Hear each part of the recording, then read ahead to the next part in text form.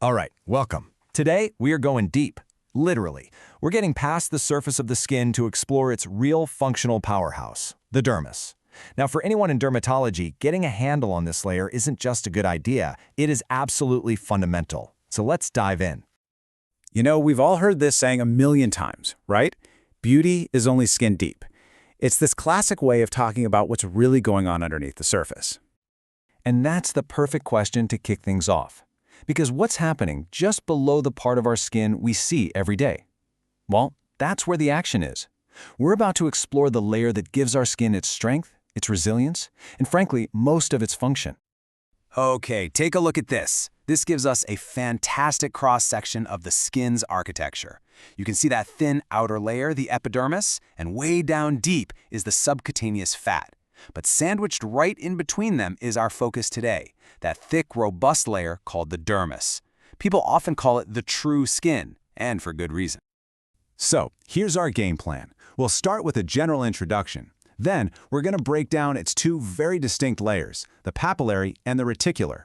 After that, we'll look at its crucial support systems, and then we'll tie it all together to really understand all the jobs it does.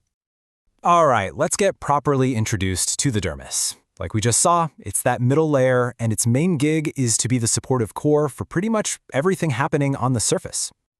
So, at its core, what is the dermis? Think of it as the super strong but also really flexible connective tissue. It's packed with important cells, like fibroblasts, which are like little factories pumping out collagen and elastin, and immune cells like macrophages that are always on patrol. So this whole matrix isn't just providing structure, it's also giving vital metabolic support to the epidermis just above it. And get this, it's not a one-size-fits-all kind of layer. This slide shows just how adaptable the dermis is. It's incredibly delicate over your eyelids, just 0.6 millimeters, but on your back, it can be up to 4 millimeters thick. That huge difference is tied directly to what that part of your body needs to do. Okay, let's start peeling back the layers, so to speak. We're going to start at the very top of the dermis with what's called the papillary dermis. This is the part that forms that critical connection with the epidermis. Now, looking at this histology slide, you can see right away it looks different from the deeper stuff. The papillary dermis is made of what we call loose connective tissue. And see those wavy, kind of finger-like projections reaching up? Those are the dermal papillae, and they interlock with the epidermis above them almost like the teeth of a zipper, creating a really strong bond. Now, even though it's much thinner, only about 1/10 of the total dermal thickness, it is jam-packed with important stuff. We're talking fine collagen fibers and these special, delicate, elastic fibers called oxytocin. This is also where you find the tiny capillary loops that feed the epidermis and sensory nerve endings like Meissner's corpuscles that let us feel light touch. And here's something really cool. Those microscopic papillae we were just looking at? Well, they're responsible for the unique ridges and grooves on our fingertips. That's right, your fingerprint is a direct visual of the structure of your papillary dermis. How amazing is that? Okay, time to dive deeper. Right underneath that delicate papillary layer is the thick, foundational workhorse of the dermis, the reticular dermis. And the difference in this histology is pretty striking, isn't it? The reticular dermis is made of dense, irregular connective tissue. The fibers here are coarse, they're abundant, and they're all arranged in this net-like pattern. In fact, that's where the name comes from. Reticular is from the Latin for little net. And we're not talking just a little bit thicker. This layer is the bulk of the dermis, making up a whopping 9/10 of its total thickness. You can see why it's responsible for all the real structural heavy lifting for our skin. This layer is all about its large, coarse collagen bundles that give it tensile strength, and thick, mature, elastic fibers that let our skin stretch and snap back. This is also the layer that houses most of the skin's hardware, things like hair follicles, sweat glands, and oil glands. I love this table because it just lays it all out so clearly. It puts the two layers right next to each other, and the differences just pop. From their location and thickness to the kind of collagen and elastic fibers they have, you can see they're two very different layers that work together perfectly.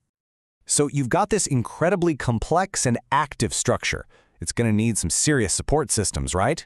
So let's take a look at the vascular and neural networks, the plumbing and wiring that make the dermis such a dynamic tissue. The dermis has a rich blood supply, and it's organized into two main networks, or plexuses. You've got the deep plexus down near the fatty layer, and a superficial one right below the papillary layer. These networks are absolutely critical, not just for delivering nutrients, but also for controlling our body temperature. And we've all seen what happens when this vascular system gets damaged. When these blood vessels leak, you get what we all know as a bruise, or in clinical terms, an ecchymosis. It's a really common and direct look at the dermal blood supply at work, or, well, not working. But it's not just about plumbing. The dermis is literally how we feel the world. It is a complex hub just packed with specialized nerve endings. You've got free nerve endings for pain and temperature, and then these encapsulated receptors, like Meissner's corpuscles for light touch and Pacinian corpuscles for deep pressure. It's this whole intricate network that lets us make sense of our environment. Okay, so we've taken apart the layers, we've looked at the plumbing and the wiring.